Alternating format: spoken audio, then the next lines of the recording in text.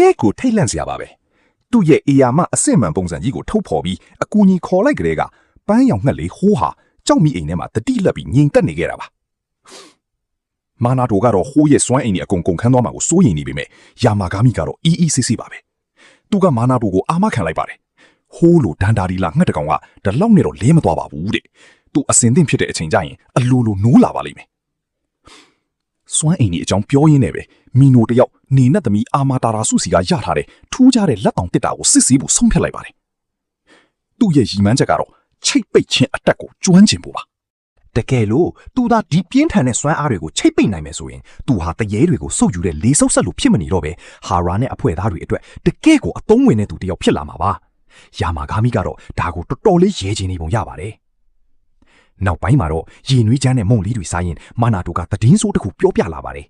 အိမ်ကြည့်မဲ့သူတွေကထပ်ပြီးပယ်ဖြတ်လိုက်ပြန်ပါပြီဒါနဲ့ဆို3ယောက်မြောက်ရှိနေပါပြီအဲ့ဒီအချိန်မှာပဲယာမာဂါမီကအငွေ့အသက်ကိုပြောင်းလဲလိုက်ပါတယ်သူ့မျက်လုံးတွေကရွှေရောင်အလင်းတန်းတွေထွက်ပေါ်လာပြီးစက္ကန့်ပိုင်းအတွင်းမှာပဲ6တွေ့နေတဲ့တစ်ပင်ကြီးဟာပန်းရောင်ချယ်ရီပန်းတွေနဲ့ဝေးစားသွားပါတော့တယ်ဒါဟာတကယ့်ကိုຫນွေဦးရဲ့အံ့ဖွယ်နမိတ်ပါ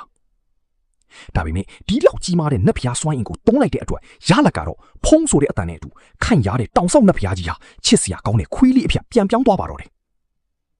ဒီအချိန်ကြီးကိုကြည့်ပြီးမာနာတိုကလည်းသူ့ရဲ့မန်တန်ဆက်ကူတွေဟာအသိရလာတဲ့ချိတ်ပိတ်စွမ်းအားအတွက်အကောင်းဆုံးဖြစ်မယ်ဆိုတာသဘောပေါက်သွားပါတော့တယ်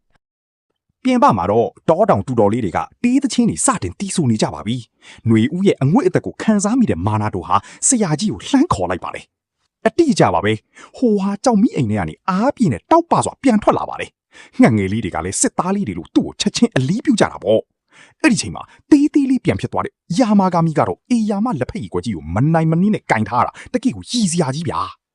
မိုးတော့ရန်အချိန်မှာတော့တော်တော်လေးပင်ပန်းနေတဲ့မာနာတိုဟာမှောင်မင်းနေတဲ့တောအုပ်ကြီးတွေကိုခက်ခက်ခဲခဲဖြတ်တန်းနေရပါတယ်။သူ့ဘဝရဲ့ရွေးချယ်မှုတွေကိုတော့သူပြန်စဉ်းစားနေမိတာပါ။ညှက်တူးတာကငှားရဲ့ချိတ်ပိတ်အတက်ကိုဘလို့များကူညီပေးမှလေပေါ့။အမွေးပွားအဖွဲ့သားတွေကတော့တောတောင်လေးကလက်ဆက်တဲ့ညှက်တွေကိုစားပြီးတာကစွမ်းအင်တွေကိုအားဖြည့်ပေးလိမ့်မယ်လို့ပျော်ပျော်ရွှင်ရွှင်ပြောနေကြပါလေ။မာနာတိုကတော့တိတ်မယုံမိမဲ့လေလက်ခံလိုက်ရတာပေါ့။တစ်ဖက်မှာတော့နတ်ဖျားတွေစုဝေးနေကြပါတယ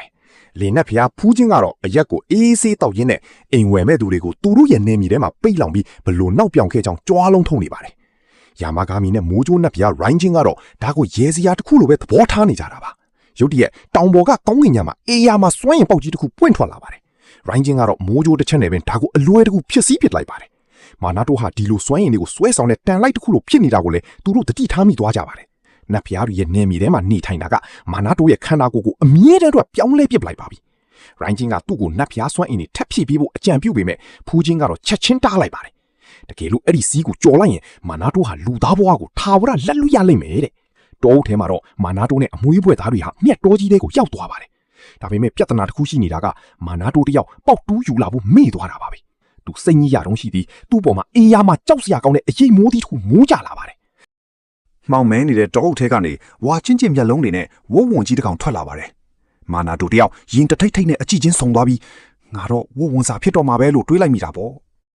့သူဟာကြောက်လန့်တကြားနဲ့နောက်ကိုဆုပ်လိုက်တဲ့အချိန်မှာအမွေးပွားလေးရဲ့ခန္ဓာကိုယ်ထဲကနေယာမာဂါမီကအေးအေးဆေးဆေးပဲလှမ်းပြောလိုက်ပါတယ်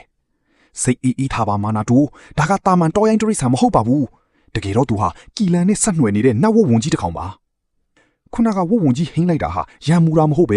ဲငါတို့ရဲ့သခင်ကိုဆောင်းရှောက်ပေးလို့ကျေးဇူးတင်ပါတယ်လို့ရင်ရင်ကြီးကြီးနှုတ်ဆက်လိုက်တာပါဒါတွေမကသေးပါဘူးအဲ့ဒီဝုန်းဝန်းကြီးကသူတို့ကိုကူညီဖို့ရှေ့တိုးလာပါတယ်သူ့ရဲ့အေးယာမလက်သေးကြီးတွေနဲ့မြေကြီးကိုတစ်ချက်ပဲကော်လိုက်တာလက်ဆက်တဲ့မြစ်တွေဟာအပုံလိုက်ကြီးထွက်လာပါတော့တယ်မာနာတို့ကတော့ကြောင်ကြည့်နေတာပေါ့ဗျာဒီလောက်တန်မာတဲ့ဝုန်းဝန်းကြီးကသူတို့ဘက်တော်သားဖြစ်နေတာတော်သေးတာပေါ့ဗျာဝုန်းဝန်းကြီးကမြစ်တွေကိုမာနာတို့နားတိုးပေးပြီးလက်လက်ဆက်ဆက်စားဖို့အရိယာကြောင်ပြလိုက်ပါတယ်မြစ်တွေကကြကြမခံတဲ့အတွက်မာနာတို့တယောက်အဲ့ဒီနေရာမှာတင်ပျော်ဝဲစားထွက်တယ်လို့ပြင်ဆင်လိုက်ပါတယ်မြစ်တွေကိုပပလီးပြီးတော့ပဲငံပြားရည်ဝါဆာဘီတို့နဲ့စားဖို့ပြင်လိုက်တာပေါ့ဒီမြစ်တူးတာကငါရဲ့လက်ကျင်ငန်းကိုဘယ်လိုများကူညီပေးတာလဲလို့မေးလိုက်တဲ့အခါမှာတော့ဘာမှမဆိုင်ပါဘူးငါမြစ်စားခြင်းလို့မင်းကိုခေါ်လာတာတဲ့ဗျမာနာတို့တယောက်တပ်ပြင်းမဲ့ချနိုင်ပါတော့တယ်သူအတုံးချခံလိုက်ရမယ်အခုမှသိလိုက်တာပါဒါပေမဲ့လည်းအေးချမ်းတဲ့တောတောင်ရဲ့လေကောင်းလေတက်တွေကသူ့ရဲ့စိတ်ကိုကြည်လင်သွားစေပါတယ်မြစ်ကိုတလုတ်စားလိုက်တဲ့အခါမှာလည်းတကယ်ကိုကဘာချားသွားသလိုကောင်းမွန်လွန်းနေတာပေါ့ပင်းပန်းနဲ့လက်ကျင်ငန်းတွေကြားကနေမာနာတို့တယောက်အပန်းဖြေဖို့အတွက်ကစားနည်းတစ်ခုစော့ဖို့ဆုံးဖြတ်လိုက်ပါတယ်အဲ့ဒါကတော့ရှိုးကီးနဲ့ရုပ်လေးတွေကိုအတန်မထွက်အောင်တစ်ခုချင်းဆွဲထုတ်ရတဲ့ကစားနည်းပါကိုယုံကြည်မှုလွန်းကဲနေတဲ့ယာမာဂါမီကတော့ဒါကအေးစီပါလို့ကြွားနေတာပေါ့ ဒါပေမဲ့ तू စမ်းကြည့်လိုက်တဲ့အချိန်မှာပဲတောက်ဆိုပြီးအတန်မြည်သွားပြီးချက်ချင်းပဲရှုံးသွားပါတော့တယ်ယာမာဂါမီတယောက်ဒေါသတွေထွက်ပြီးနောက်တစ်ခေါက်ပြန်ဆော့မယ်လို့စွတ်တောင်းဆိုနေတာပေါ့ယာမာဂါမီဟာနိုင်ကျင်စောနဲ့သူ့ရဲ့စိတ်တကိုးတွေကိုတုံးပြီးမတမာနီးနဲ့ကစားဖို့ကြိုးစားပါတယ်မာနာတိုကဒါကိုချက်ချင်းပဲအော်ဟစ်တားမြစ်ပေမဲ့ယာမာဂါမီကတော့ဒါဟာအထူးလိကျင်ငန်းတစ်ခုပါလို့စွန့်ညင်းနေတာပေါ့သူတို့နှစ်ယောက်ရန်ဖြစ်နေတဲ့အချိန်မှာပဲခြံထဲကကြောက်နှက်စင်လေးတွေကနေရွှေရောင်အလင်းတန်းတွေထွက်ပေါ်လာပါတယ်အဲ့ဒီနောက်မှာတော့ဝစ်စုံပြည့်ဝစ်ထားပြီးအေယာမငါးနီကြီးတစ်ကောင်ကိုပွေ့ချီထားတဲ့လူဝါကြီးတစ်ယောက်ထွက်လာပါတယ်သူကတော့တခြားသူမဟုတ်ပါဘူးကံကောင်းခြင်းနတ်ဖျားအဘီးစုပဲဖြစ်ပါတယ်နတ်ဖျားတွေကြားမှာလူသားတစ်ယောက်ကနတ်ဖျားအဆင့်စွမ်းအားတွေကိုတုံးနေတယ်ဆိုတဲ့သတင်းတွေကြောင့်သူကိုယ်တိုင်လာကြည့်တာတဲ့အခြေအနေတွေကအေးအေးဆေးဆေးဖြစ်နေတော့မှပဲရုတ်တရက်ကီရန်ရှိထွက်လာပါတယ်ခန့်ညားတဲ့ငကားကြီးကီရန်နဲ့အဘီးစုတို့အကြည့်ချင်းစုံမိတဲ့အခါမှာတော့လေထုထဲမှာတိုက်ပွဲအငွေ့အတက်တွေထွက်ပေါ်လာပါတယ်ဒီအခြေအနေကိုမာနာတိုကတော့ရည်စရာကောင်းအောင်တမျိုးအတိတ်ပဲကောက်လိုက်ပါသေးတယ်ဒါကအချစ်စိတ်တွေပါများနိုးချကုန်ကြတာလားဆိုပြီးတော့ပေါ့တကယ်တော့နတ်ဖျားအချင်းချင်းကြားကပြိုင်ဆိုင်မှုပါအဘီးစုကတော့လက်ဆောင်အနေနဲ့ငါးပုံစံမုတ်ထုတ်လေးပြီးအချင်းကြီးကိုထိမ့်လိုက်ပါတယ်အစားအသောက်မြင်တာနဲ့တင်ယာမာဂါမီတယောက်ကတော့သူ့ရဲ့မာနာတွေကိုခဏပေးဖယ်ပြီးပျော်ရွှင်သွားတာပေါ့အဲ့ဒီနောက်အီဘီစုဟာရေပူစမ်းသွားဖို့ပြင်ရင်နဲ့မာနာတိုကိုတတိပေးစကားတခုပြောသွားပါတယ်မင်းဟာလူသားဘဝကနေသွေးဖေနေပြီတဲ့မာနာတိုကတော့ဒါကိုဘာပြောမှလုံးဝနားမလည်ခဲ့ပါဘူးမာနာတိုတယောက်သူ့ရဲ့ချိတ်ပိတ်အတက်ကိုဆက်ပြီးလေ့ကျင့်နေတော့မှနေသာနေရင်းနဲ့မိုးရွာလာတာကိုတွေ့လိုက်ရပါတယ်ဒါကိုသူကမြေခွေးမင်္ဂလာဆောင်လို့အာမန်ကာယံကပြောတဲ့အချိန်မှာပဲအိမ်ခေါင်မိုးပေါ်မှာအနှက်ရောင်မြေခွေးမလေးတစ်ကောင်ပေါ်လာပါတယ်အိမ်ကောင်မိုးပေါ်မှာနားနေတဲ့မြေခွေးမလေးဟာဒီလိုနေရာမျိုးမှာတကက်ရေပူစမ်းအကောင်းစားကြီးရှိနေတာကိုမြင်ပြီးအံ့ဩမှင်သက်နေပါတယ်မာနာတိုကတော့အေးအေးဆေးဆေးပဲရှေ့ထွက်လာပြီးသူဟာဒီအိမ်ရဲ့ဂယုစိုက်စောင့်ရှောက်သူပါလို့မိတ်ဆက်လိုက်ပါတယ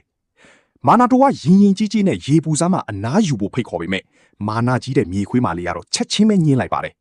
်သူမဟာအလွန်အရေးကြီးပြီးအရေးပေါ်တာဝန်တစ်ခုကိုထမ်းဆောင်နေတာမို့အချိန်ဖြုံးလို့မရပါဘူးလို့နှာခေါင်းရှုံပြီးပြောလိုက်တာပေါ့တကယ်တော့သူမရဲ့အရေးကြီးလာပါတယ်ဆိုတဲ့တာဝန်က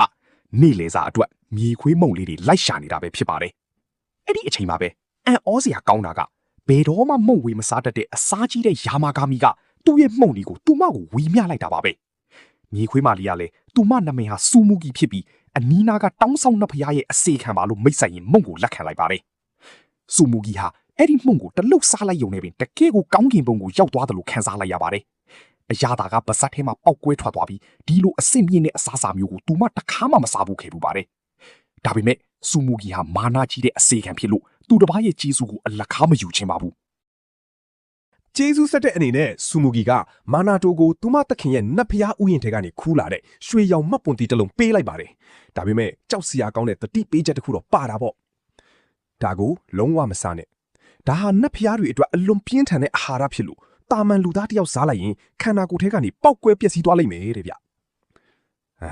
ဒါကြောင့်ယာမာဂါမီကဒါကိုမစားဘဲနဲ့နတ်ဖျားအငွေ့အတက်တွေရအောင်အမွှေးနှံတာလိုပဲသုံးဖို့အကြံပေးလိုက်ပါတယ်အဲ့ဒီအချိန်မှာပဲပါနတ်တဲ့ဆူမူဂီတယောက်အဖြေကိုရှာတွေ့သွားပါတယ်အပီစုကမာနာတိုကိုဘာလို့တတိပေးခဲ့တာလဲဆိုတော့မာနာတိုဟာနတ်ဖျားစွမ်းအင်းကြီးစိတ်ဝင်နေတဲ့ရေပူစမ်းပါနေ့တိုင်းရေချိုးနေလို့ပါပဲဒီလိုနဲ့မာနာတိုရဲ့လူသားဘဝဟာတဖြည်းဖြည်းနဲ့ပျောက်ကွယ်နေပြီးသူရေချိုးလိုက်တိုင်းမှာတန့်စင်တဲ့နတ်ဖျားစွမ်းအင်းတွေကိုခန္ဓာကိုယ်ကနေတစဆုပ်ယူနေမိတာပဲဖြစ်ပါတော့တယ်ရေချိုးလိုက်တိုင်းမှာတန့်စင်တဲ့နတ်ဖျားစွမ်းအင်းတွေကိုခန္ဓာကိုယ်ကဆုပ်ယူနေမိတာပါမာနကြီးလာပါတယ်ဆိုတဲ့မြေခွေးမလေးစူမူကီတောင်မှနောက်ဆုံးမှာတော့မနေနိုင်ပဲရေပူစမ်းနဲ့ခိုးဝင်ပြီးအပန်းဖြေရေချိုးသွားပါသေးတယ်အဲ့ဒီနောက်မှာတော့သူမဟာကောင်းကင်ယံကိုပြန်တန်းပြီးထွက်ခွာသွားပါတော့တယ်တောင်ဆောင်နတ်ဖျားနဲ့နှစ်ယောက်တည်းကြံခဲ့တဲ့အချိန်မှာမာနာတိုဟာသူ့စိတ်ထဲမှာတနုံနုံဖြစ်နေတဲ့မိကွန်းကြီးကိုထုတ်မိလိုက်ပါတယ်ကျွန်တော်ဟာတဖြည်းဖြည်းနဲ့လူသားမဟုတ်တဲ့တခြားတတ္တဝါစမ်းကြီးတစ်ခုအဖြစ်ပြောင်းလဲသွားတော့မှလားပေါ့